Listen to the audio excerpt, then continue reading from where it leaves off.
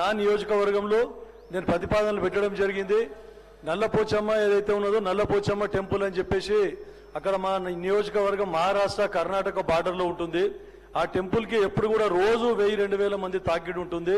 తిరునాళ్లు జరిగేటప్పుడు కనీసం 2 లక్షల మంది వరకు అక్కడ ఉంటారు. ఇది మంజీరా నది తీరాన వెలిసి ఉంది. అక్కడే ఒకటి 500-600 సంవత్సరాల కంటే ముందు కన్స్ట్రక్ట్ చేయనటువంటి సంగమేశ్వర టెంపుల్ ఒకటి ఉంది. అక్కడ యజ్ఞయాగాదులు రెగ్యులర్ గా జరుగుతూ ఉంటాయి.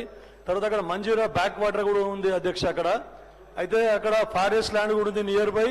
దాని తర్వాత మళ్ళా గవర్నమెంట్ ల్యాండ్ కూడా 100 ఎకరాల వరకు ఉంది. డెవలప్మెంట్ కి చాలా స్కోప్ ఉంది అధ్యక్ష.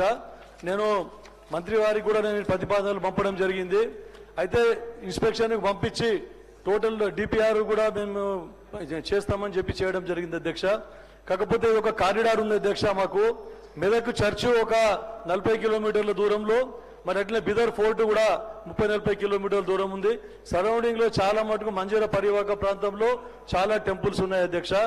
ఇక్కడ చాలా మంచి రిసార్ట్స్ కు కూడా మంచి అవకాశం ఉంది. Eco tourism plus temple tourism, తర్వాత బోటింగ్ కి కూడా మంచి స్పోర్ట్స్, వాటర్ స్పోర్ట్స్ కూడా మంచి అవకాశం ఉంది అధ్యక్ష. కాబట్టి కొంచెం అమౌంట్ స్పెండ్ చేస్తే, కనీసం ఒక 10-15 కోట్లు స్పెండ్ చేస్తే కూడా ఈ నియోజకవర్గం తర్వాత ఇంకొకటి మరి చాలా వెనుకబడే నియోజకవర్గం, అన్ఎంప్లాయ్మెంట్ చాలా ఉంది అధ్యక్ష. చాలా మంది నిరుద్యోగులు అక్కడ, మాకు ఏ ఇండస్ట్రీ అవకాశాలు కూడా లేవు. కాబట్టి టూరిజం డెవలప్ అయితే చాలా మటుకు నిరుద్యోగ సమస్య తీరిపోయే అవకాశం ఉంటుంది. కాబట్టి మంత్రి గారి దృష్టి కూడా తీసుకొని పోతా ఉన్నాను. నేను ఖచ్చితంగా దీన్ని టేకప్ చేయాలని చెప్పేసి తమ ద్వారా మేము మంత్రి గారిని కోరుకుంటా ఉన్నాను అధ్యక్ష. ఇంకొకటి తర్వాత అక్కడ బసవేశ్వర ప్రాజెక్టు ఇరిగేషన్ ప్రాజెక్టు కూడా టేకప్ చేస్తా ఉన్నారు అధ్యక్ష.